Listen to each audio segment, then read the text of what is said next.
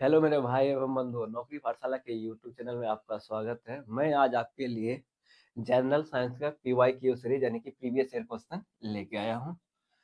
ये जो क्वेश्चन है, जितने भी रेलवे में एग्जाम होने हैं अभी इनकमिंग डेज में, ठीक है, जितने भी एग्जाम होने हैं उनके लिए क्या है, बहुत ही इम्पोर्टेंट है, ठीक है। और ये जो क्वेश्चन पेपर है मैंने आरआरबी जेई से लिया हुआ है, जो 17 दिसंबर 2024 को सीबीटी 1 में पूछे गए थे।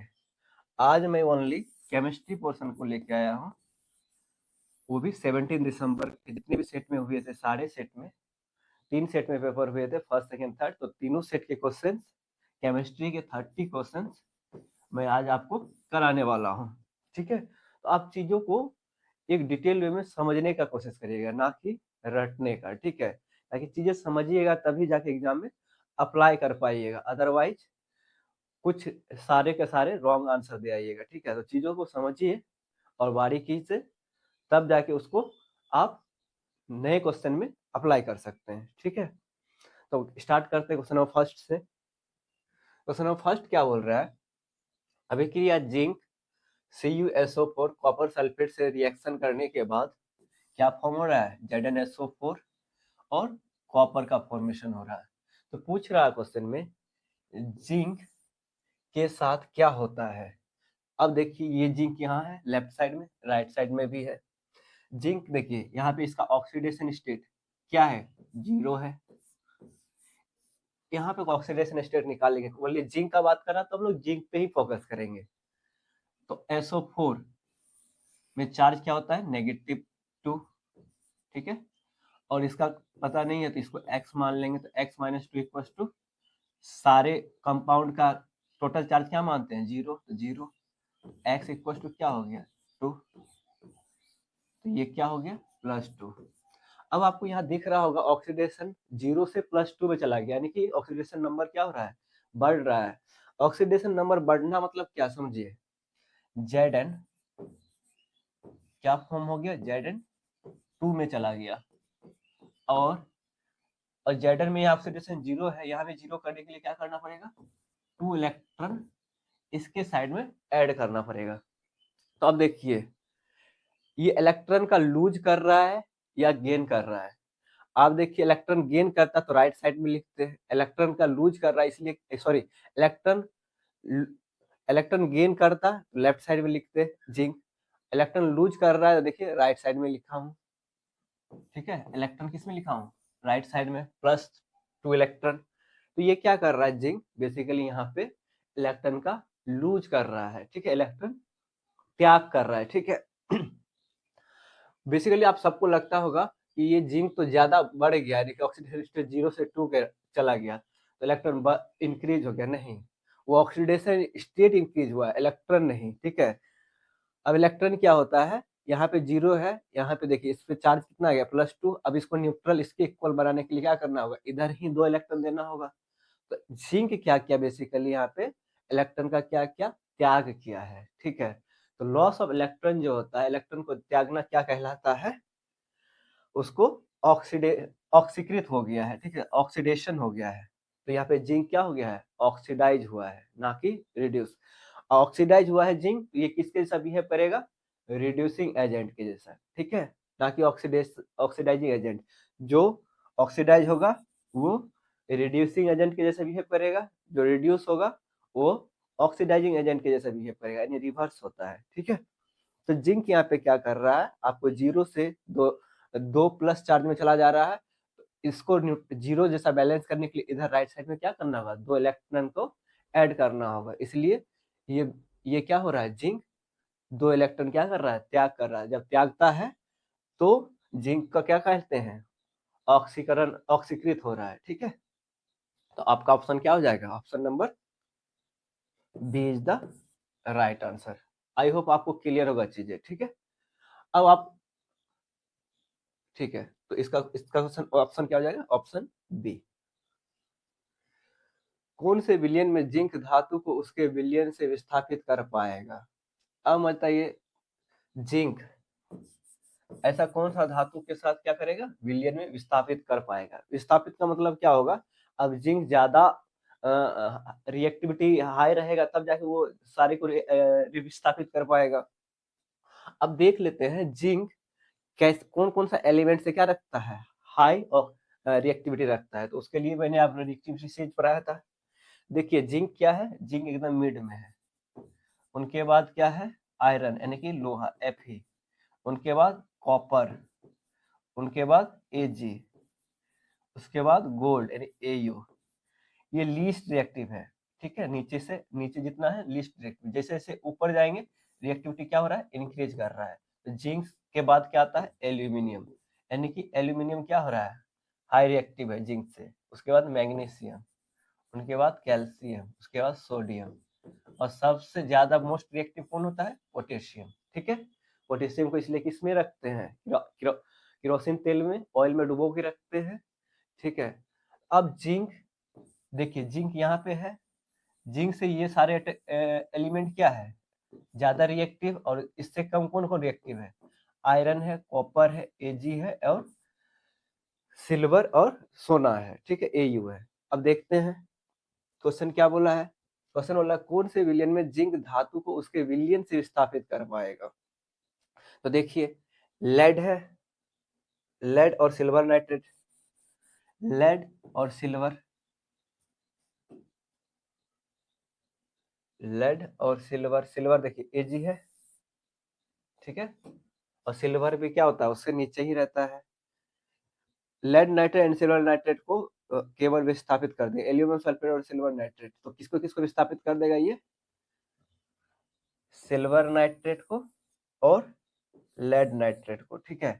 क्यों, क्योंकि जिंक से ये क्या होता है, ये जिंक से क्या होता है, कम रिएक्टिव होता है, ठीक है, यानी कि रिएक्टिविटी क्या होता है इसका, लो होता है जिंक से।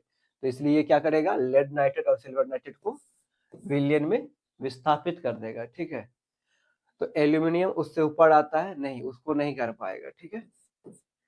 Only silver nitrate, silver nitrate नहीं, ओनली सिल्वर नाइट्रेट नहीं, केवल सिल्वर नाइट्रेट नहीं, लेड नाइट्रेट को भी विस्थापित कर देगा, ठीक है। तो ये तो आंसर है ये, किंतु इसमें लेड भी है तो लेड को भी लेके चलेंगे। Lead nitrate aluminium sulphate, lead nitrate and aluminium sulphate नहीं, ठीक है। तो ऑप्शन नंबर बी क्या हो जाएगा, राइट आंसर। तो ये क्या कर देगा, जिंक को भी विस्थापित कर देगा, ठीक है। तो option B is the right answer, ठीक है।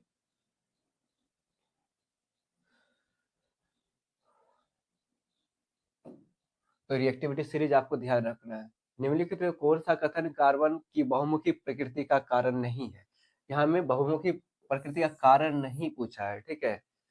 तो आपको कार्बन के प्रॉपर्टी में पता होना चाहिए क्या क्या प्रॉपर्टी रखता है, कि वो क्या फॉर्म कर सकता है।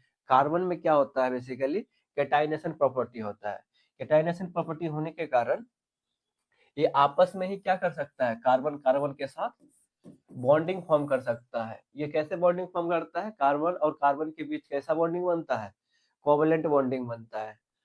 यहाँ ठीक है, तो कोवैलेंट बॉन्डिंग बनने के कारण ये अपना क्या करता है, ये लॉन्ग चेन, ठीक है, और रिंग जैसा बोले फॉर्म कर सकता है, कौन, कार्बन।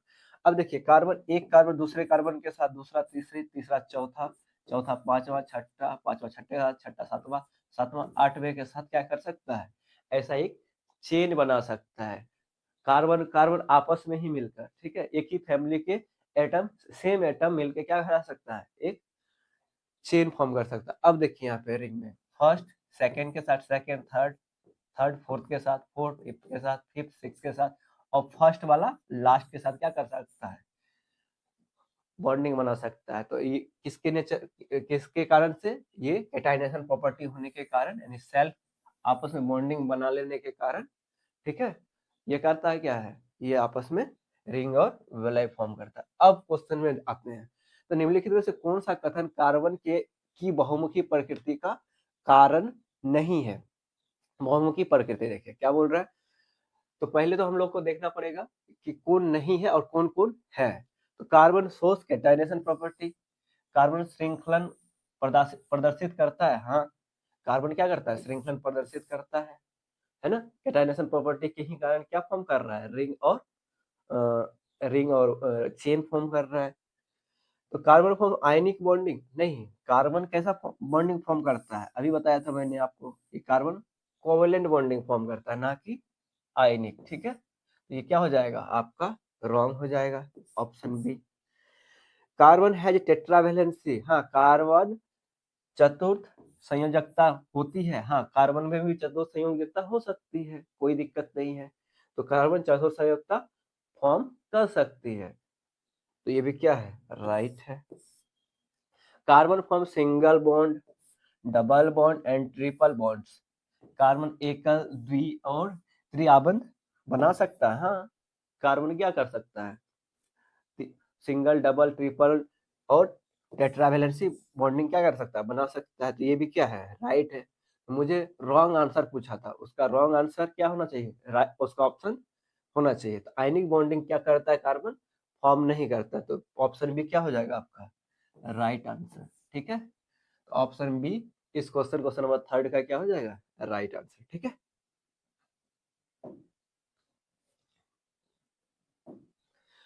क्वेश्चन नंबर 4 बोल रहा है समजातीय श्रेणी में भौतिक गुणों के बारे में कौन सा कथन सत्य है।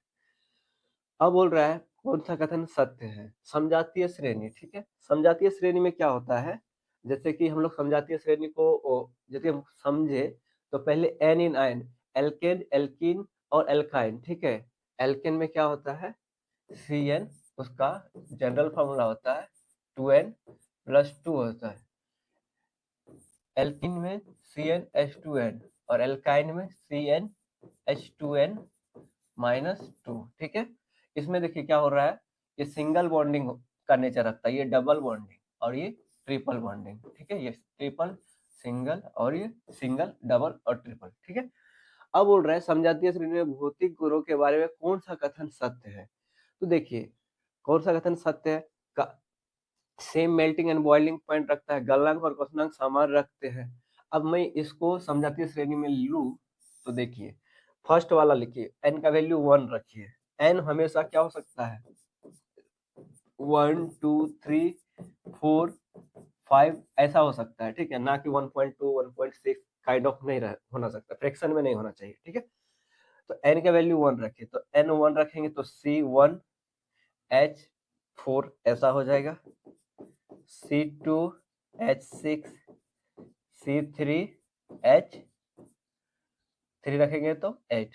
अब मुझे बताओ, ये जो समजातीय श्रेणी फॉर्म हो रहा है, समजातीय श्रेणी का मतलब उसमें एटम सेम होना चाहिए। ठीक है, एटम की carbon hydrogen, carbon hydrogen, carbon hydrogen, भले इसमें क्या हो सकता है, नंबर ऑफ एटम क्या हो सकता है, ज्यादा कम हो सकता है, बट क्या हो सकता है, कुछ चीजें सब में से क्या होना चाहिए, कॉमन होना चाहिए। ऐसा चीजें जातीय मतलब समजातीय मतलब क्या होता है, कुछ ऐसा प्रॉपर्टी उसमें क्या होना चाहिए, मैच करना चाहिए, यानी कि मिलना चाहिए।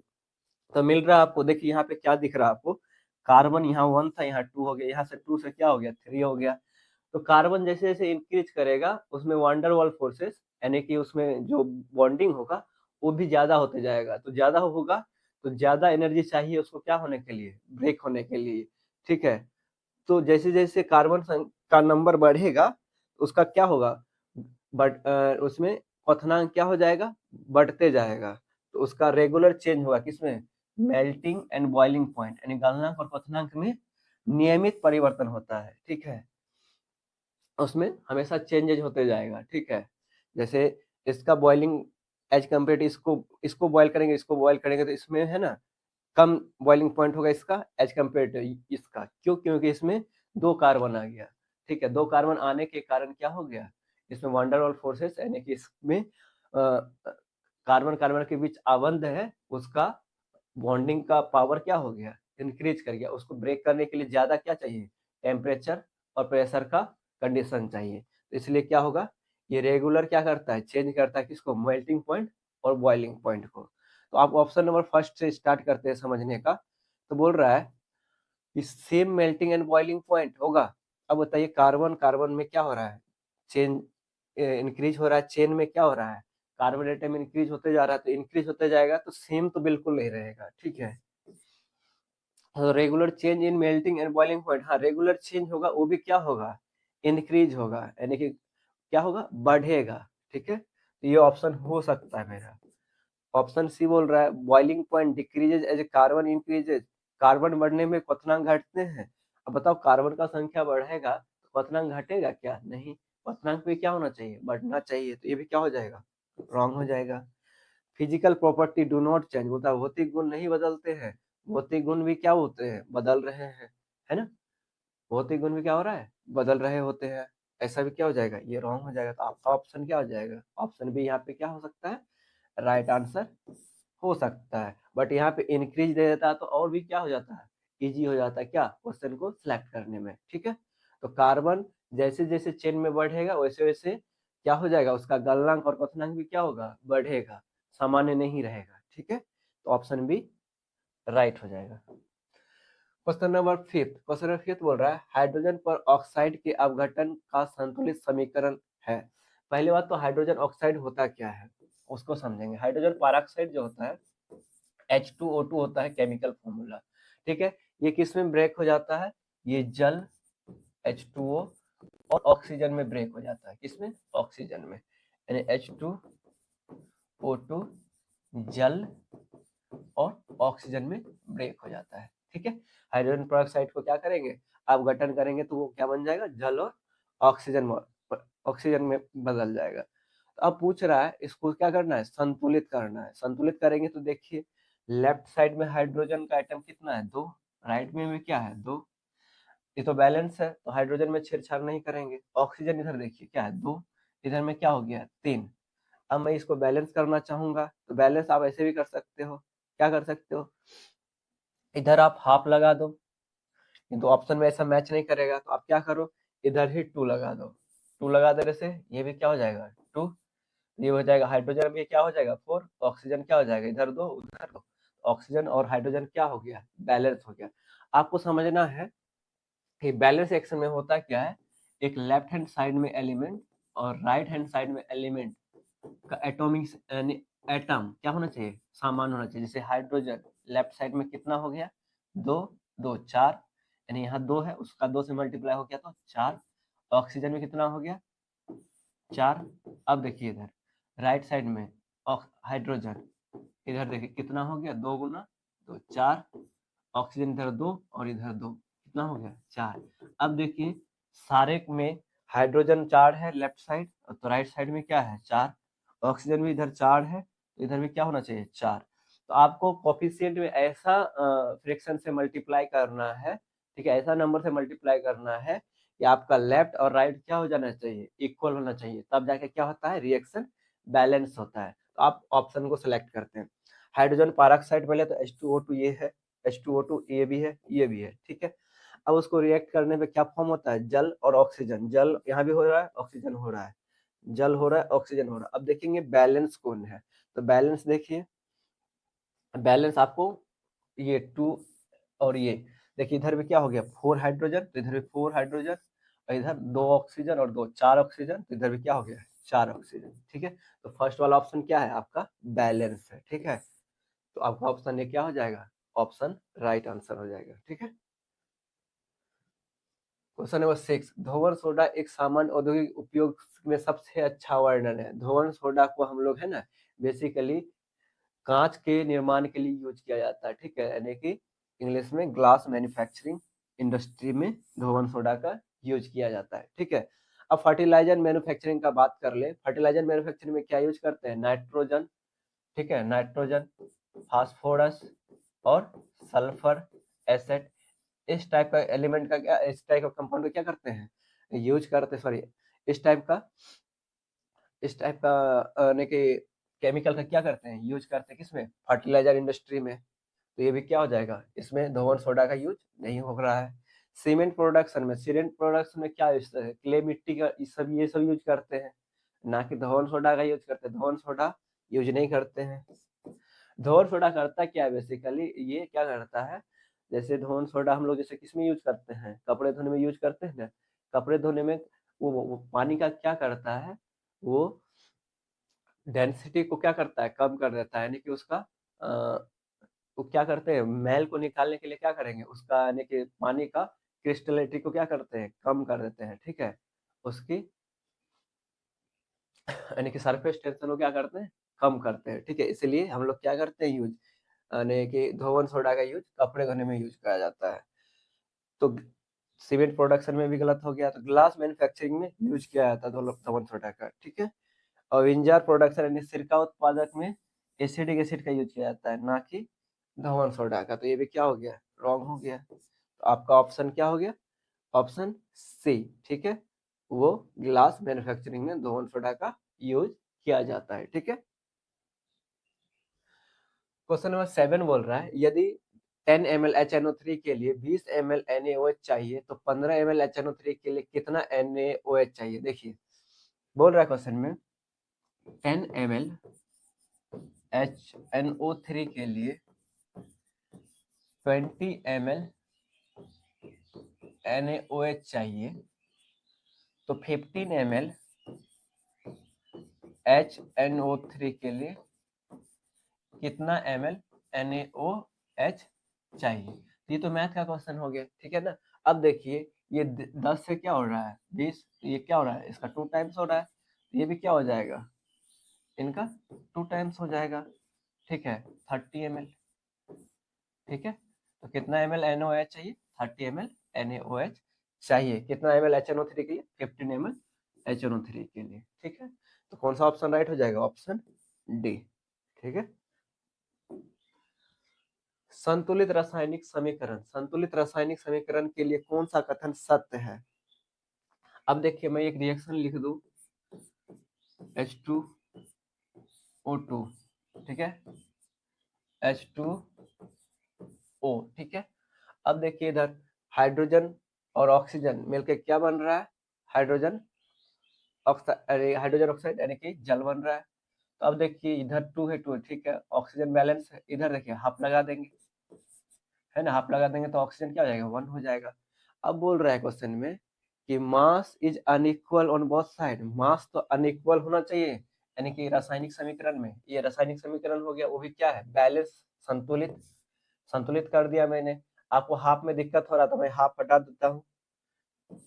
ठीक है, O2 ले लिया, O2 में इधर देखिए, अब इधर ट्वाइस कर दिया तो ये भी ट्वाइस हो जाएगा, और ये बस हो गया बैलेंस। ठीक है ना, अब बैलेंस हो गया। अब बोल रहा है कि mass is unequal on both side, यानी कि द्रव्यमान दोनों में असमान होते हैं। असमान देखिए कैसे होगा, अब देखिए हाइड्रोजन का क्या होता है, हाइड्रोजन का एटॉमिक नंबर और एटॉमिक मास, यानी कि द्रव्यमान संख्या और द्रव्यमान द्रव्यमान संख्या और द्रव्यमान मास भी क्या होते हैं, समान होते हैं, सेम होते हैं। हाइड्रोजन के केस में ओनली होता है, हाइड्रोजन का क्या होता है, द्रव्यमान संख्या 1।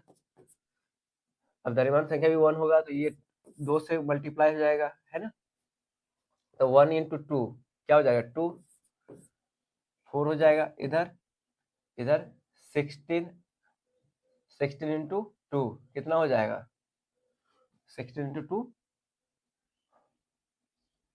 अरे 16 इंटू 2 क्या हो जाएगा, 32। ठीक है, अब देखिए इक्वल्स टू ट्वाइस ऑफ, ये क्या हो जाएगा, 2 प्लस 16, तो ये जाएगा 18, 36, और ये भी क्या हो जाएगा, 32 4 36। तो द्रव्यमान संख्या क्या होगा, अनइक्वल नहीं हुआ, क्या होगा, इक्वल होगा। यहाँ पे इक्वल रहता बस तो ये राइट हो जाता, तो ये क्या हो गया, wrong. Total molecules are same on both side, अब देखिए टोटल मॉलिक्यूल, इधर 2 मॉलिक्यूल है और एक इधर 3 मॉलिक्यूल हो गया। लेफ्ट साइड, राइट साइड में कितना मॉलिक्यूल है, 2। तो मॉलिक्यूल क्या नहीं होना चाहिए, जरूरी नहीं है कि सेम ही हो जाएगा, डिफरेंट भी हो सकता है। तो ये क्या बोल रहा है, सेम, ये क्या हो जाएगा, रॉन्ग, ये क्या हो जाएगा, wrong. Total molecule are same on both side, total moles, देखिए मॉलिक्यूल सेम नहीं है तो क्या होगा, मॉलिक्यूल मोल्स भी क्या होगा, सेम नहीं होगा, तो ये भी क्या हो जाएगा, रॉन्ग। तो total atoms of each element are same on both side, यानी प्रत्येक तत्व के परमाणुओं की संख्या समान है। हाँ, अब देखते हैं लेफ्ट साइड में और राइट साइड में परमाणु यानी तत्वों की परमाणुओं की संख्या देखते हैं। हाइड्रोजन में देखिए लेफ्ट साइड में कितना परमाणु है, हाइड्रोजन कितना हो गया, 4, और ऑक्सीजन कितना है, 2। राइट साइड में देखते हैं हाइड्रोजन कितना है, 4 ऑक्सीजन कितना है, यहाँ 1 है और इसको 2 से मल्टीप्लाई करेंगे तो 2। अब देखिए इधर भी हाइड्रोजन 4, राइट साइड में भी 4, ऑक्सीजन 2, राइट साइड में भी 2। ये क्या हो गया, तो क्या बोल रहा है, प्रत्येक तत्व के परमाणुओं की संख्या समान है। हाँ, तब क्या है, समान है, तो ये क्या हो जाएगा, आंसर हो जाएगा। ठीक है। सोडियम सल्फेट और बेरियम क्लोराइड की अभिक्रिया से क्या होता है, sodium sulphate Na2SO4, barium chloride BaCl2 क्या फॉर्म करता है, देखिए नमक फॉर्म करता है NaCl plus Ba barium sulphate form करता है। ये कैसा रिएक्शन है, ये द्विविस्थापन अभिक्रिया है, यानी कि डबल डिस्प्लेसमेंट रिएक्शन है ना। क्यों, कैसे, देखिए इसका सोडियम इसके क्लोरीन आयन के साथ चला गया, ठीक है। इसका एक मेंबर, इस फैमिली के एक मेंबर दूसरे फैमिली के इस वाले मेंबर के साथ चला गया, तो क्या बना लिया, एक कंपाउंड बना लिया। ठीक है। अब इसका जो बच गया जो दो मेंबर Ba और ये किसके साथ चला गया, फर्स्ट वाले मेंबर के फर्स्ट वाले फैमिली से सेकंड मेंबर और सेकंड फैमिली से फर्स्ट मेंबर के साथ ये लोग क्या कर लिया, फिर एक अपना बॉन्डिंग बना लिया और बॉन्डिंग बना के क्या फॉर्म कर लिया, कंपाउंड बना लिया। तो इसका एक दूसरे कंपाउंड के दूसरे एलिमेंट से यदि ऐसा एक्सचेंज हो जाए, एलिमेंट का एक्सचेंज हो जाए, यानी तत्वों का क्या हो जाए, आपस में एक्सचेंज हो जाना ही क्या कहलाता है, द्विस्थापन अभिक्रिया कहलाता है। ठीक है। तो अब ऑप्शन को पढ़ते हैं। बोला sodium sulphate and barium chloride, sodium sulphate तो नहीं बन रहा है, ठीक है, सोडियम सल्फेट नहीं बन रहा, बेरियम क्लोराइड भी नहीं बन रहा है, सोडियम क्लोराइड, हाँ सोडियम क्लोराइड बन रहा है, और बेरियम हाइड्रोक्साइड नहीं बन रहा है, क्या बन रहा है, सोडियम क्लोराइड और बेरियम सल्फेट। हाँ सोडियम क्लोराइड, ये इसको क्या बोलते हैं, सोडियम क्लोराइड, और इसको बेरियम सल्फेट। तो ऑप्शन बी सी क्या हो जाएगा, राइट। डी बोल रहा है सोडियम हाइड्रोक्साइड नहीं, सोडियम क्लोराइड बन रहा है और बेरियम क्लोराइड नहीं बन रहा है। ठीक है। तो ऑप्शन डी भी क्या हो जाएगा, रॉन्ग। तो ऑप्शन सी क्या हो जाएगा, राइट। ठीक है। तो द्विस्थापन अभिक्रिया क्या होता है, एक मैं ब्रीफ कर दूं। यदि द्विस्थापन दो यौगिक को यदि हम रिएक्शन कराते हैं, ठीक है, तो पहले यौगिक का कोई भी एक तत्व दूसरे यौगिक के दूसरे तत्व से क्या करे, अभिक्रिया कर ले, अब जाके क्या बने, यौगिक कब बनाए, तो ऐसे एक्सचेंज कर करके क्या बनाए, इसका पहला इसके दूसरे से, इसका दूसरा इसके पहले से, आपस में मिलकर क्या करे, आपस में एक्सचेंज करके जब जब डिफरेंट यौगिक का निर्माण करे, तो ऐसे अभिक्रिया क्या बोलते हैं, ऐसे अभिक्रिया को बोलते हैं द्विविस्थापन अभिक्रिया। ठीक है। यानी कि क्या हो रहा है, विस्थापित हो रहा है किसका, एलिमेंट का, यानी कि तत्वों का। ठीक है। क्वेश्चन नंबर 10 बोल रहा है, चार धातु है A B C और D के नमूने लिए गए और अलग अलग एक विलयन में मिलाए गए, प्राप्त परिणाम इस प्रकार सूचीबद्ध किए गए हैं। चार धातु है A B C और D, ठीक है, एक अलग अलग एक विलयन में मिलाए गए, एक विलयन में इसको क्या करें, मिलाया गया। ठीक है। विलयन है सपोज सॉल्यूशन इसको बोलते हैं इंग्लिश में। तो प्राप्त परिणाम क्यों सूचीबद्ध किए गए हैं, सूचीबद्ध बोल रहा है क्या, ए अपने विलयन से बी को विस्थापित कर सकता है, तो ए अपने विलयन से बी को विस्थापित करने के लिए, यानी कि जो कोई विलयन में से ए बी सी डी को डाल दे, तो ए बी को क्या कर सकता है, विस्थापित कर सकता है। ये क्वेश्चन पूछ रहा है आपसे। तो ए बी को विस्थापित करने के लिए ए का रिएक्टिविटी क्या होना चाहिए, ज्यादा होना चाहिए, किससे, बी से, है ना। अब बोल रहा है बी अपने विलयन से डी को विस्थापित कर सकता है, तो बी का विस्थापित करेगा, तो बी का रिएक्टिविटी क्या होना चाहिए, डी से ज्यादा ही होना चाहिए, है ना। अब देखिए क्वेश्चन नंबर ऑप्शन सी बोल रहा है, सी अपने विलयन से डी को विस्थापित कर दे, तो सी का अभिक्रियाशीलता क्या होना चाहिए, डी से ज्यादा ही होना चाहिए। सी विलयन ए को क्या कर सकता है, विस्थापित कर सकता है, तो सी का ए से क्या होना चाहिए, अभिक्रियाशीलता क्या होना चाहिए, ज्यादा होना चाहिए। अब देखिए ए बोल रहा है बी से, तो अब देखिए सी क्या कर दे रहा है, ए को भी क्या कर दे रहा है, अभिक्रिया कर दे रहा है, यानी कि उसका क्या कर रहा है, उसको विलियम्स में विस्थापित कर दे रहा है सी। तो इसका सी का सबसे ज्यादा अभिक्रियाशीलता होगा सी। उसके बाद ए आ जाएगा, उसके बाद बी, ठीक है, उसके बाद क्या आएगा, ये डी। तो इसका ऑर्डर ये हो गया किसका, अभिक्रियाशीलता का। तो सी का सबसे ज्यादा होगा, उसके बाद ए का, उसके बाद बी का, उसके बाद डी का, ठीक है। इन चारों ऑप्शन को देखते हुए मैंने ऐसा लिखा, ठीक है। तो अब बोल रहा है कि सबसे अधिक अभिक्रियाशीलता धातु कौन सी है, सबसे अधिक क्रियाशीलता धातु कौन सी है। तो ऑप्शन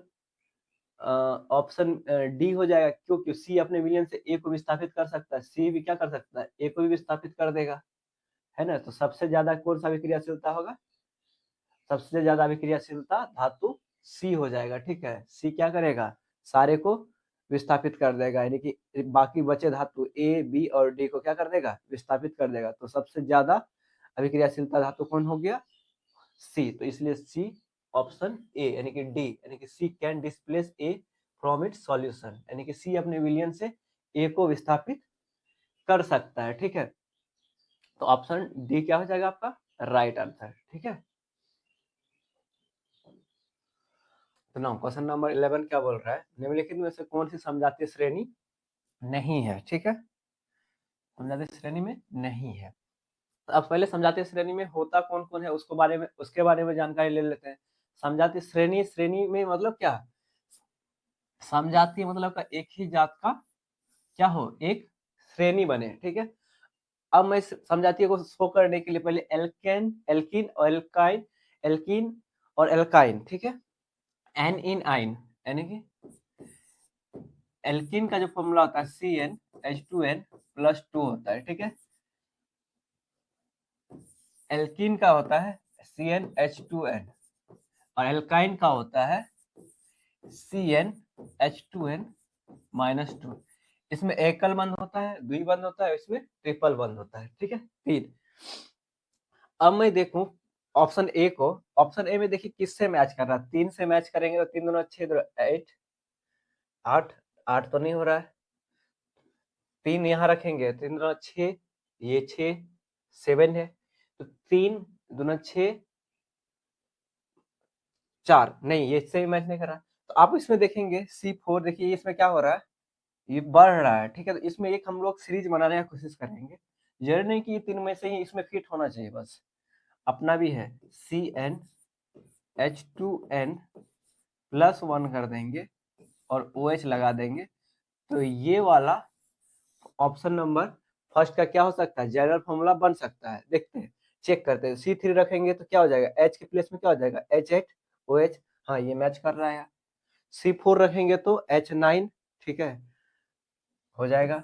C5 रखेंगे तो 5 और ये क्या हो जाएगा, 11 हो जाएगा, ठीक है। C6 रखेंगे तो ये 13 हो जाएगा। तो ये वाला इसका जनरल फॉर्मूला हो गया ऑप्शन नंबर 1 का। तो ये क्या है, समजातीय श्रेणी में तो है, मुझे आंसर नहीं में चाहिए, ठीक है। अब CH4 देखिए किस में आएगा, ऑप्शन नंबर फर्स्ट में देखिए तो C1 1 रखिए, 1 रखिएगा तो ये क्या हो जाएगा, CH4 हो जाएगा। 2 रखिएगा तो क्या हो जाएगा, C2H6 हो जाएगा। C3 रखिएगा तो H8 हो जाएगा। C4 रखिएगा तो H10 हो जाएगा। तो ये क्या कर रहा है, मैच कर रहा है, ठीक है। ये भी मैच कर रहा है, ये भी मैच कर रहा है, ये भी मैच कर रहा है, ये भी मैच कर रहा है। तो ये भी क्या है, समजातीय श्रेणी में। थर्ड वाला देखिए किससे मैच कर सकता है, किसमें रखने पे, मुझे लग रहा है ये ऑप्शन थर्ड में रखने पे रखिए तो C2 रखिएगा तो C2 और इधर ही हो जाएगा H2, ठीक है। तो C2H2 तीसरे पे रखने पे बन रहा है। 3 रखिएगा तो 3H4 हो रहा है। 4 रखिएगा तो 4H6 हो रहा है। 5 रखिएगा तो H8, ठीक है। तो ये मैच कर रहा है किससे, तीसरे वाले जनरल फॉर्मूला के साथ। तो ये भी क्या है, सारे के सारे मैच कर रहे हैं। तो ये भी क्या है, समजातीय श्रेणी में है। अब देखिए ये फोर्थ वाला C2H4 देखिए तीसरे वाले फॉर्मूले में रखने में मिल रहा है, ठीक है। तो C2H4 एल्काइन समूह का है। और C2H6 रखिए, C2H6 एल्केन समूह का है, ठीक है, एन समूह का है। ये देखिए दो समजातीय समूह मिलके क्या बन रहा है, यहाँ पे क्या बन रहा है, समजातीय श्रेणी बना रहा है। तो इसमें ये एक समजातीय श्रेणी है, इसमें फर्स्ट और ये थर्ड मिलके ये श्रेणी बना रहा है। तो ये क्या नहीं है, समजातीय श्रेणी में नहीं है, एक ही जात होना चाहिए। ये तो एल्केन, एन इन आइन में एल्केन, एल्किन और एल्काइन, ये तीनों में से कोई एक होना चाहिए, अपना जनरल फॉर्मूला होना चाहिए, ठीक है। तो ये दो समूह से मिलकर बना रहा है, इसलिए ये क्या नहीं है, समजातीय श्रेणी में नहीं है, ठीक है। तो कौन सा ऑप्शन राइट हो जाएगा, ऑप्शन डी। आपको आई होप ये सारे सिस्टम, ये चीजें समझ के आपको समझाती श्रेणी से आप प्रॉब्लम नहीं आएगी, ठीक है। तो कैसे चेक करना है आपको डिकोड कर दिया आज मैंने, ठीक है। तो आप अच्छे से एग्जाम में आप कॉन्फिडेंटली क्या कर सकते हैं, चेक कर सकते हैं कौन समझाते श्रेणी में है और कौन नहीं है, ठीक है। Option number sorry question number 12, question number 12, द्विस्थापन अभिक्रिया में आमतौर पर किसका आदान प्रदान होता है। द्विस्थापन अभिक्रिया मैंने जान लो, जैसे कोई एक परिवार है जिसमें ए बी मेंबर रह रहा और दूसरा परिवार जिसमें कोई सी डी मेंबर रह रहा है, इसका एक मेंबर इसके दूसरे मेंबर से अभिक्रिया कर ले, ठीक है, यानी कि इसमें क्या हो गया, ये आपस में ये एक फैमिली रह रहा है, ये दूसरा फैमिली रह रहा है, ये लोग आपस में पड़ोसी है, ये लोग का क्या है, आपस में उठना बैठना है, ठीक है। ये लोग का क्या हो गया,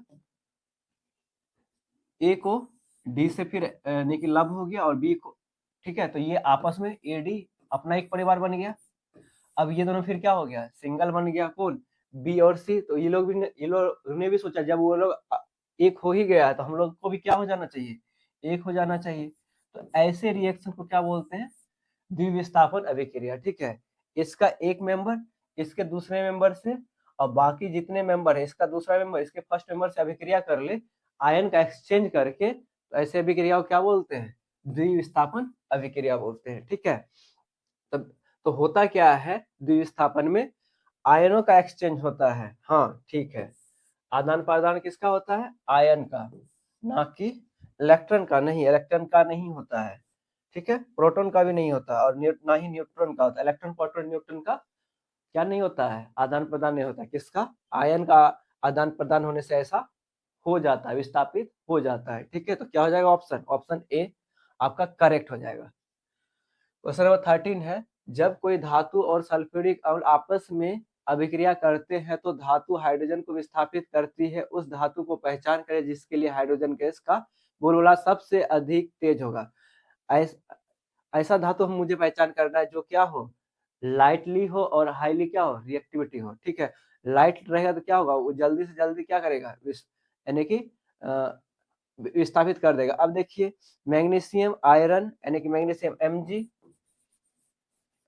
और ये आयरन Fe, एल्यूमिनियम Al और जिंक, ठीक है।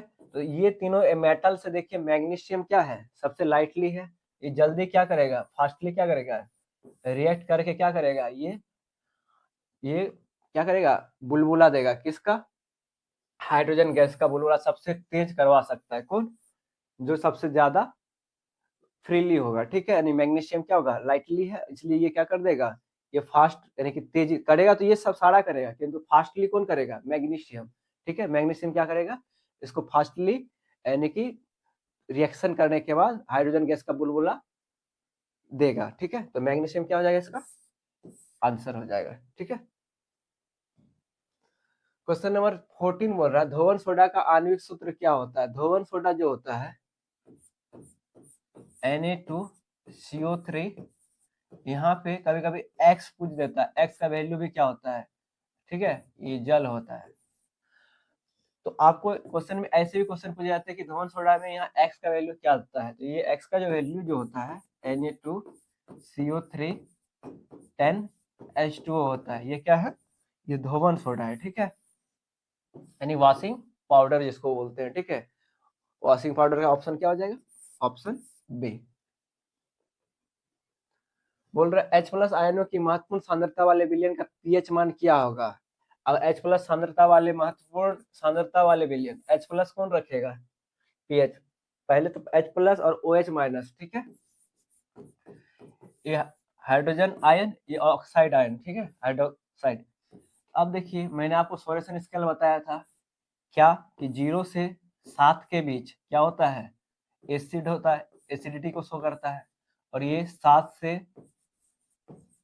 14 के बीच क्या होता है, बेस रहता है, बेसिसिटी को रिप्रेजेंट करता है। बेसिसिटी बोले तो क्षारीयता गुण को, और यहाँ अम्लीयता गुण को दर्शाता है, और साथ में उदासीनता।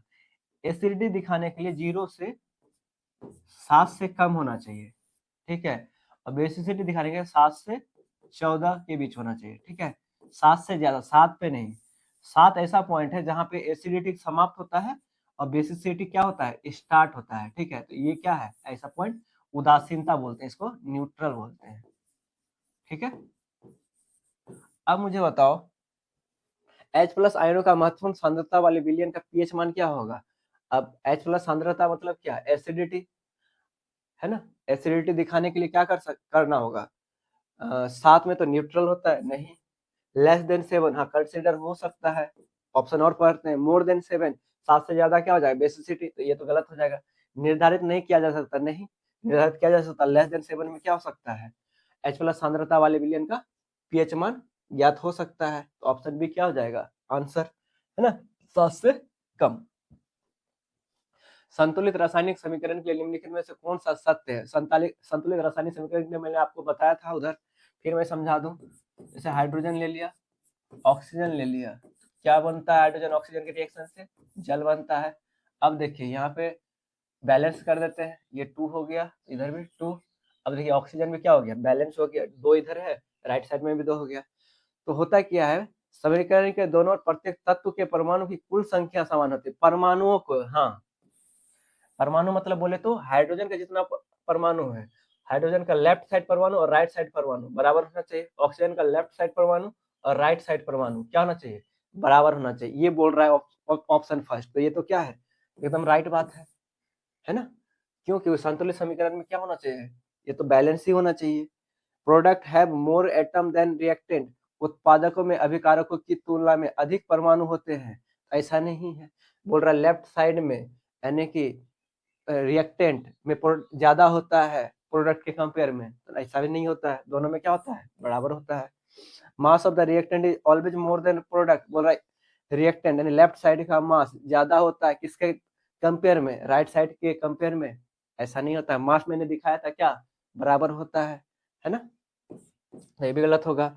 अणुओं की संख्या हमेशा समान होती है, ऐसा जरूरी नहीं है। द नंबर ऑफ मॉलिक्यूल, देखिए इधर 2 और 1, ये क्या है 3 मॉलिक्यूल, इधर क्या है 2 मॉलिक्यूल। ये ऑलवेज क्या नहीं होते हैं, कभी कभी बराबर हो जाते हैं किंतु हमेशा नहीं होते। तो ये क्या नहीं होगा, मॉलिक्यूल ऑलवेज इक्वल नहीं होगा बोथ साइड, ठीक है। यानी कि हमेशा प्रत्येक और अणुओं की संख्या क्या नहीं होगी, समान नहीं होगी, ठीक है। तो ये क्या बोल रहा होगी, तो ये क्या हो जाएगा, रॉन्ग होगा। तो ऑप्शन ए क्या हो जाएगा, राइट।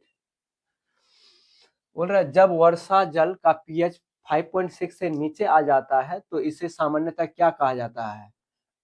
अब मैंने अभी बताया था सॉल्यूशन स्केल, ये 7 होता है, 7 से कम होता है तो क्या होता है, एसिड, और 7 से ज्यादा होता है तो बेस। तो 7 से कम देखिए क्या है, 5.6 पीएच है, तो 5.6 पीएच क्या हो जाएगा, अम्लीयता को शो करेगा। एल्कलाइन रेन मतलब क्या, क्षारीयता वर्षा नहीं, अम्लीयता वर्षा। खनिज वर्षा, खनिज वर्षा भी नहीं, कठोर जल नहीं, ठीक है। तो अम्लीयता वर्षा को शो करेगा, वर्षा जल का पीएच मान 5.6, ठीक है। तो ऑप्शन बी आपका आंसर हो जाएगा। क्वेश्चन नंबर 18, क्वेश्चन नंबर 18 बोल रहा है निम्नलिखित में से कौन सा कथन द्विस्थापन अभिक्रिया में होने वाली घटना का सर्वोत्तम वर्णन है। द्विस्थापन अभिक्रिया मैंने आपको बताया था कि जैसे एक फैमिली में ए बी मेंबर रह रहा है, दूसरे फैमिली में सी डी मेंबर रह रहा है, तो ये आपस में एक्सचेंज कर ले आयनों का, जैसे इसका आना जाना हो आपस में, तो ए डी के साथ बॉन्डिंग बना ले, और बाकी जो बच गए रहते हैं वो भी आपस में क्या कर लेते हैं, बॉन्डिंग बना लेते हैं, है ना। ऐसा ही नेचर का रूल है ना। तो ए वाला, ये दोनों आपस में रह रहे थे खुशी खुशी, सी डी भी आपस में खुशी खुशी रह रहे थे। अब इन दोनों में आना जाना हुआ तो इसमें चूल मच गया ए को डी के साथ रिएक्शन करने का, रिएक्शन कर लिया। अब ये दोनों बच गए तो ये लोग भी बोला चलो हम लोग भी कर लेते हैं, ठीक है। तो कर लिया इन लोगों ने भी रिएक्शन। तो अब मुझे बताओ तो इसमें क्या हो रहा है, इनमें आयन का एक्सचेंज हो रहा है, यानी कि ए डी के साथ चल अपना आयन एक्सचेंज करके अपना क्या फॉर्म कर रहा है, कंपाउंड और बी वाला सी के साथ आयन एक्सचेंज करके कंपाउंड का फॉर्म कर लिया। ठीक है, अब इसमें हो क्या रहा है, तो ऑप्शन में पढ़ते हैं, दो तत्व मिलकर एक यौगिक बनाते हैं। दो तत्व मिलकर एक यौगिक बनाते हैं। दो तत्व कहाँ है, दो तत्व तो मिल रहे हैं। ठीक है, आगे पढ़ते हैं, एक यौगिक सरल पदार्थ में टूट जाता है। सरल पदार्थ में नहीं टूट रहे हैं। परमाणुओं के बीच इलेक्ट्रॉनों का स्थानांतरण होता है। The transfer of electron between atom occur. Transfer of electron नहीं होता है, क्या होता है, आयन होता है। तो ion are two compound exchange the form a new compound. हाँ, अब बोल रहा है दो यौगिक में आयन आपस में बदल जाते हैं जिससे दो नए यौगिक बनते हैं। इसमें बोल रहा है एक यौगिक बनते हैं, नहीं एक नहीं, दो यौगिक बनते हैं। फर्स्ट यौगिक ये है, सेकंड यौगिक ये है, ये क्या हो जाएगा, रॉन्ग। तो ऑप्शन बी क्या हो जाएगा, राइट, दो यौगिक बनते हैं। ठीक है, जब सोडियम क्लोराइड को silver nitrate, sodium chloride Ag NaCl, silver nitrate AgNO3 के साथ रिएक्शन करा देते हैं। देखिए द्विस्थापन अभिक्रिया है ना, हमेशा पूछा जाता है, ये आपको ध्यान रखना चाहिए। ठीक है, ये कॉन्सेप्ट एक बार समझ लीजिएगा तो सारे क्वेश्चंस द्विस्थापन से कहीं नहीं रुकेगा। तो ये क्या करेगा, ये NaNO3 बना लेगा, ये वाला इसके साथ चला जाएगा, NaNO3 प्लस AgCl के साथ चला जाएगा, है ना। अब मुझे बताओ, बोल रहा है क्या बनेगा, जल का निर्माण हो रहा है, नहीं, अवक्षेप का निर्माण, अवक्षेप तो बन रहा है, देखते हैं, गैस का निर्माण हो रहा है, नहीं, लवण का भी निर्माण नहीं हो रहा है, लवण मतलब नहीं, तो फॉर्मेशन ऑफ प्रेसिपिटेट किसका है, NaNO3 बन रहा है। ठीक है, अवक्षेप का निर्माण हो रहा है। ठीक है, AgCl बन रहा है, तो क्या बन रहा है, प्रेसिपिटेट का फॉर्मेशन हो रहा है। ठीक है, बेकिंग पाउडर और बेकिंग सोडा में क्या अंतर है, तो बेकिंग पाउडर जो होता है, बेकिंग पाउडर वो बेकिंग सोडा और विरंजक चूर्ण, ठीक है, सॉरी विरंजक बोलते हैं, टार्टरिक एसिड यानी कि टार्टरिक अम्ल, टार्टरिक अम्ल का क्या होता है, मिश्रण होता है। कौन, बेकिंग पाउडर, बेकिंग पाउडर। ठीक है, बेकिंग पाउडर जो होता है वो बेकिंग सोडा और टार्टरिक अम्ल का क्या होता है, मिक्सचर होता है। ठीक है, तो अब बोल रहा है बेकिंग पाउडर और बेकिंग सोडा में क्या अंतर है, तो यही अंतर है, बेकिंग पाउडर के अंदर क्या होता है, बेकिंग सोडा होता है। तो अब ऑप्शन पढ़ते हैं, पाउडर बेकिंग सोडा और हाइड्रोक्लोरिक अम्ल का मिश्रण है, हाइड्रोक्लोरिक अम्ल नहीं, टार्टरिक अम्ल का मिश्रण है, हाइड्रोक्लोरिक अम्ल नहीं। टार्टरिक अम्ल किसमें पाया जाता है, खास करके खट्टे चीजों में, इमली में। ठीक है, तो ये तो क्या हो जाएगा, wrong. Baking soda is a mixture of baking powder, ये उल्टा बोल दिया, बोल रहा है कि बेकिंग पाउडर जो है और टार्टरिक अम्ल यानी कि बेकिंग सोडा, बेकिंग सोडा यानी कि बेकिंग पाउडर और टार्टरिक अम्ल का मिश्रण है, यानी कि ये और टार्टरिक अम्ल बेकिंग सोडा होगा, नहीं, है ना, तो ये भी क्या हो जाएगा, रॉन्ग। सोडा बेकिंग पाउडर और हाइड्रोक्लोरिक अम्ल का मिश्रण है, सोडा बेकिंग पाउडर और हाइड्रोक्लोरिक अम्ल नहीं होता, क्या होता है, टार्टरिक अम्ल होता है, तो ये भी क्या हो गया, रॉन्ग। बेकिंग सोडा, हाँ बेकिंग सोडा प्लस टार्टरिक अम्ल, अरे यार,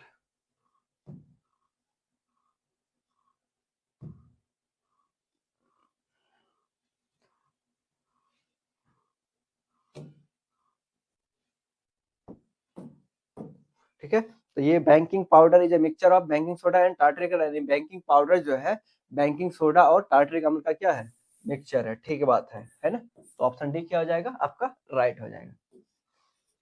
25 बोला ब्लीचिंग पाउडर के निर्माण में क्लोरीन गैस की क्या भूमिका है। ठीक है, ब्लीचिंग पाउडर के निर्माण में, तो ब्लीचिंग पाउडर जो बनता है बुझा चुना CaOH2, ठीक है, किसके साथ रिएक्शन करने के बाद, क्लोरीन गैस के साथ रिएक्शन करने के बाद ये क्या बना जाता है, CaOCl2 प्लस जल का फॉर्मेशन करता है। ठीक है, इसको बैलेंस कर लीजिएगा, कोई बात नहीं। तो अब क्या बन रहा है बेसिकली, यानी बुझा हुआ चूना क्लोरीन के साथ रिएक्शन करने के बाद ये क्या बन रहा है, ब्लीचिंग पाउडर यानी कि विरंजक चूर्ण बन रहा है। ठीक है, और जल का निर्माण कर रहा है। तो ऑप्शन पढ़ते हैं, यह अभिक्रिया के लिए उत्प्रेरक के रूप में में प्रयोग किया जाता है, नहीं उत्प्रेरक के रूप में नहीं किया जाता है। यह शुष्क बुझा हुआ चूना के साथ अभिक्रिया करके ब्लीचिंग पाउडर बनाता है। क्या बना रहा है? विरंजक चूर्ण का निर्माण कर रहा है। इसी को क्या बोलते हैं? विरंजक चूर्ण।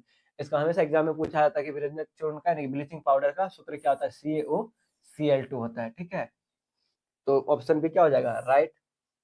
इसका उपयोग कैल्शियम हाइड्रोक्साइड को उदासीन करने के लिए नहीं किया जाता है, नहीं ऐसा कुछ नहीं है। यह पानी के साथ अभिक्रिया करके हाइड्रोजन पेरोक्साइड का उत्पन्न करता है, नहीं। ब्लीचिंग पाउडर का निर्माण में क्लोरीन गैस की क्या भूमिका है? वो ड्राई शुष्क स्लैक लाइम के साथ क्या कर रहा है? क्लोरीन गैस के साथ करने के बाद ये क्या बनाता है? ब्लीचिंग पाउडर का निर्माण करता है। तो ऑप्शन बी क्या हो जाएगा आपका? राइट हो जाएगा। समजातीय श्रेणी कार्बनिक यौगिक का एक ऐसा समूह है जिसमें क्या होता है? सारे समान क्रियात्मक समूह लेकिन CH समूह से भिन्न है। अब देखिए, मैंने बताया था कि समजातीय श्रेणी को समझने के लिए Aniline एल्किन और एल्काइन को लेते हैं। फर्स्ट वाला केमिकल फॉर्मूला क्या था? यानी कि जनरल फॉर्मूला CnH2n+2, दूसरा था CnH2n, तीसरा था CnH2n-2। ठीक है, अब बोल रहा है सेम स्ट्रक्चर फॉर्मूला, समान संरचना सूत्र, यानी कि समजातीय श्रेणी में समान संरचना सूत्र तो होगा नहीं। अब C2 CH4 और C2H8 में दोनों का स्ट्रक्चर फॉर्मूला क्या सेम होगा? नहीं। ठीक है, तो ये क्या हो जाएगा? रॉन्ग।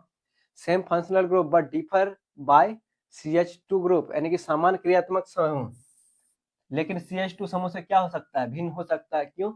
CH2 क्या हो रहा है? जैसे जैसे कार्बन बढ़ाएंगे क्या होता है? बढ़ते जाता है। तो CH2 सब में क्या हो जाएगा? कॉमन हो जाएगा। तो डिफर हो सकता है किससे? CH2 समूह से। तो ऑप्शन बी क्या हो जाएगा? ऑप्शन हो सकता है, देखते हैं। सेम मोलिकुलर फॉर्मूला, समान आणविक सूत्र। आणविक जब समान संरचना सूत्र ही नहीं हो रहा है तो आणविक सूत्र क्या हो पाएगा? है ना, ये भी नहीं होगा। No relation with each other, बोलता है एक दूसरे के साथ कोई संबंध नहीं, नहीं ऐसा कोई बात नहीं है, संबंध है। किसके साथ? Same functional group but differ by CH group. ठीक है, क्रियात्मक यानी फंक्शनल ग्रुप क्या हो सकते हैं? सेम बट डिफरेंट हो सकता है। CH ग्रुप से क्या हो सकता है? सब में कॉमन है, तो क्या होता है? डिफर हो सकता है। तो ऑप्शन बी क्या हो जाएगा? आपका करेक्ट हो जाएगा। जब पोटेशियम आयोडाइड को कैसे लिखते हैं? Ki का जलीय विलयन लेड नाइट्रेट PbNO3 के साथ रिएक्शन करने पे किस प्रकार का उत्पादन बनता है? तो ठीक है, PbI2 बन रहा है और लेड आयोडाइड और KNO3 ये यौगिक बनता है। तो अभिक्रिया करें कहाँ से? पोटेशियम आयोडाइड लेड नाइट्रेट के साथ अभिक्रिया करने के बाद लेड आयोडाइड और पोटेशियम नाइट्रेट बनाता है। तो कौन सा ऑप्शन हो जाएगा? लेड आयोडाइड का अपक्षेप, हाँ लेड आयोडाइड बना रहा है, तो ये वाला ऑप्शन राइट हो सकता है। सोडियम नाइट्रेट, सोडियम तो है ही नहीं, तो ये नहीं बनाएगा। लेड क्लोराइड, क्लोरीन तो है ही नहीं, तो लेड क्लोरीन भी नहीं बनाएगा। लेड नाइट्रेट, लेड आयोडाइड बना रहा है, नाइट्रेट नहीं, तो ये क्या हो जाएगा? रॉन्ग। तो आपका पोटेशियम आयोडाइड किससे? लेड नाइट्रेट से अभी क्या करने से लेड आयोडाइड का अवक्षेप तैयार करता है। ठीक है, तो ऑप्शन ए आपका आंसर हो जाएगा। अम्लीय वर्षा का पीएच मान क्या होता है? अभी मैंने लास्ट क्वेश्चन में बताया था, अम्लीय वर्षा का पीएच मान क्या होता है? 5.6। ठीक है, 5.6। तो आपका ऑप्शन क्या हो जाएगा? देखिए, इक्वल टू 7, 5.6 या 5.6 से कम हो सकता है। ठीक है, तो यानी कि बेसिकली 5.6 ही रखते हैं। तो यहाँ बोल रहे इक्वल टू 7, उदासीन तो नहीं होता है। जब बोल ही रहे हो आप अम्लीय वर्षा, तो 7 के बराबर तो हो नहीं सकता है, 7 से ज्यादा भी नहीं हो सकता है। अम्लीय का मान क्या रहता है? 0 से 7 के बीच, 7 भी नहीं रहता है ना, 0 से 7 से कम। और बोल रहा है more than 5.6 but less than 7, यानी 5.6 से अधिक और लेकिन 7 से कम नहीं। ये लेस देन 5.6 कंसीडर कर सकते हैं। किसको? अम्लीय वर्षा को। तो अम्लीय वर्षा का आंसर क्या हो जाएगा? ये बी। ठीक है, क्वेश्चन नंबर 25, अम्लों या पानी की उपस्थिति में धातुओं का ऑक्सीकरण क्या कहलाता है? धातु का ऑक्सीकरण। अब देखिए धातु में होता क्या, ऑक्सीकरण होने पे धातु मतलब आयरन ले ले, ऑक्सीजन के साथ रिएक्शन कराने पे ऑक्साइड फॉर्म करता है Fe2O3, इसको बैलेंस कर लेंगे, ठीक है, ये ट्वाइस लग जाएगा। अभी देखते हैं, ये 3 है, यहाँ 2 कर देंगे, ये 6 हो जाएगा, ये 3 और ये 4, ठीक है। तो ये बैलेंस रिएक्शन है। अब बोल रहा है कि अम्लों की नमी से उपस्थिति। अब पहली बात तो अम्लों की नमी के कारण है ना, धातु में होता क्या है, उसमें एक लेयर में उसमें क्या होता है, कोरोजन हो जाता है। कोरोजन क्या होता है, सरफेस में वो रिएक्शन एसिड बनाने के बाद क्या होता है, वो डैमेज होने लगता है, ठीक है। वो सरफेस क्या होता है, एक्चुअल सरफेस से क्या होता है, डैमेज होने लगता है, यदि होल होने लगता है उसमें उस कोरोजन के कारण, तो उसको क्या बोलते हैं, उसको बोलते हैं जंग लगना, ठीक है। अब पहली बात तो यानी कि क्वेश्चन पूछा आपको, धातु का ऑक्सीकरण क्या कहलाता है, तो धातु का ऑक्सीकरण कहलाता है, ये कोरोजन कहलाता है, ठीक है। अब ज्यादा कोरोजन ज्यादा हो जाए, होल हो जाए बहुत ज्यादा, तो उसमें जंग लग जाना हो जाता है, ठीक है। तो जंग लगना का कोई उपाय नहीं है, ठीक है। हाँ, कोरोजन से मेटल को बचा सकते हैं, कैसे, पेंट करके, ठीक है। तो कोरोजन से बचा जा सकता है, किंतु जंग लगने से बचाया नहीं जा सकता, वो क्या हो जाएगा, धीरे धीरे डैमेज हो जाएगा, कौन, मेटल। तो यदि कोरोजन हुआ है तो उससे क्या हो सकता है, बचा जा सकता है। तो कोरोजन होता है किससे, जब ऑक्सीकरण करते हैं तो फर्स्ट क्या होता है, कोरोजन, धीरे धीरे कोरोजन ही क्या हो जाता है, होल हो जाता है, तो उसके बाद क्या हो जाता है, जंग लग जाता है, तब हो जाता है क्या, मेटल डैमेज। तो फर्स्ट, अम्लों की नमी की उपस्थिति में धातुओं का ऑक्सीकरण क्या कहलाता है, तो कोरोजन कहलाता है, ठीक है।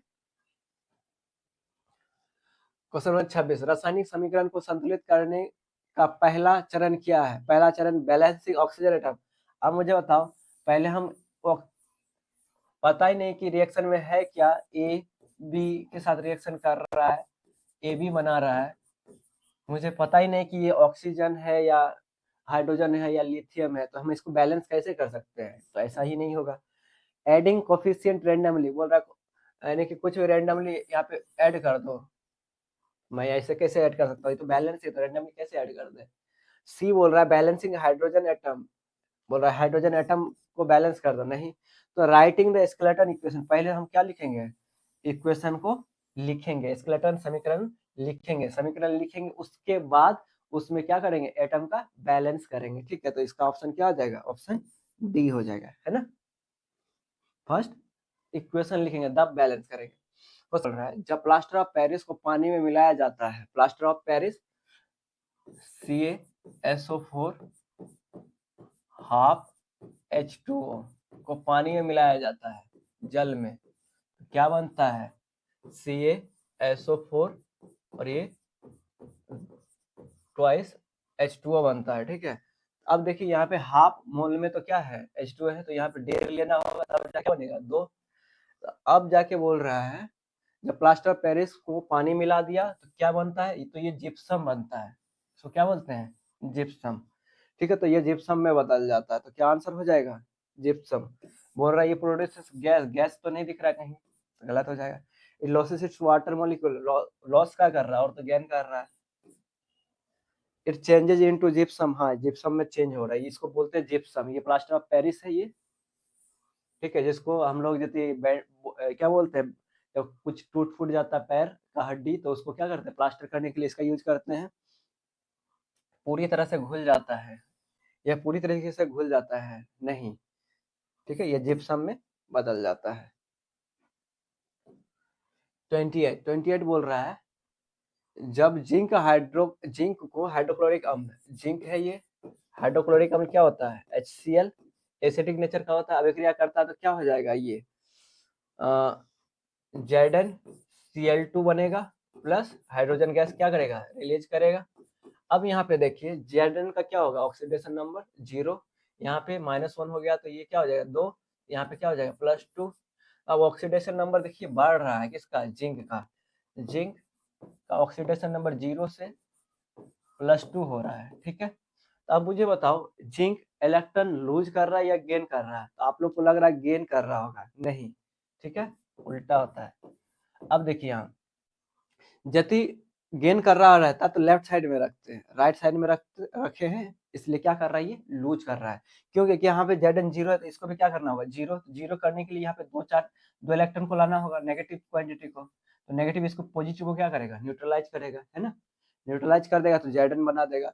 अब मुझे बताओ Zn2 प्लस में क्या कर रहा है, इलेक्ट्रॉन त्याग रहा है। इलेक्ट्रॉन त्यागना को क्या बोलते हैं, तो Zn क्या हो रहा है, ऑक्सीडेशन हो रहा है, यानी ऑक्सीडाइज हो रहा है, ठीक है। तो जिंक क्या हो रहा है, ऑक्सीडाइज हो रहा है, ना कि रिड्यूस। हाँ, ऑक्सीडाइज हो रहा है तो ये रिड्यूसिंग एजेंट के जैसा काम करेगा, ठीक है, रिड्यूसिंग एजेंट के जैसा काम करेगा। बट यहाँ पे क्या हो रहा है, ऑक्सीडाइज हो रहा है, कौन, जिंक, है ना। तो आप ध्यान रखिएगा, उल्टा नहीं करिएगा। ऑक्सीडेशन नंबर बढ़ रहा है तो आप रिड्यूस मत कर दीजिएगा। यहाँ पे ऑक्सीडेशन नंबर बढ़ना मतलब क्या होता है, इलेक्ट्रॉन का क्या हो रहा है, ये त्याग कर रहा है ना, ये इलेक्ट्रॉन को रिलीज कर रहा है। इलेक्ट्रॉन को रिलीज करना क्या कहलाता है, ऑक्सीडेशन कहलाता है। यहाँ पे क्या हो रहा है, जिंक का ऑक्सीडाइजेशन हो रहा है, तो ऑक्सीडाइज हो रहा है। और ऑक्सीडाइज होगा तो जिंक भी बोलेगा किसके साथ बिहेव करता है, रिड्यूसिंग एजेंट के जैसा। एजेंट में बात करेगा तो अब पहले बोल रहा है जिंक क्या है, तो जिंक क्या है, ऑक्सीकृत हो रहा है यहाँ पे, ठीक है, ऑक्सीकृत हो रहा होता है इस रिएक्शन में, इस वाले रिएक्शन में। तो ऑप्शन सी क्या हो जाएगा, आपका आंसर हो जाएगा। ओके, ये क्वेश्चन रिपीट ही हुआ था, क्वेश्चन नंबर 28, ठीक है। अब नाउ क्वेश्चन नंबर 29, निम्नलिखित में से कौन सा विघटन अभिक्रिया का उदाहरण है जो विद्युत धारा का प्रयोग से होता है। विघटन का मतलब होता है विद्युत धारा से क्या हो, विघटित हो। तो वाटर जो है, जल को जब विद्युत विघटन करते हैं तो ये H2 और O2 में क्या हो जाता है, सेपरेट हो जाता है, ठीक है। तो बोल रहा है हीटिंग कैल्शियम कार्बोनेट की हीटिंग, यानी कि विद्युत विघटन नहीं करते हैं, इसको क्या करते हैं, गर्म करते हैं, ठीक है, इसको हीटिंग करते हैं, ना कि विद्युत अपघटन करते हैं। तो ये क्या हो जाएगा, wrong. Electrolysis of water, electrolysis करते हैं, हाँ, इसको क्या करते हैं, इसमें इलेक्ट्रिसिटी पास कराते हैं, ठीक है। इलेक्ट्रिसिटी पास कराने पे किस में ब्रेक होता है, हाइड्रोजन और ऑक्सीजन में। तो हाँ, ये करते हैं।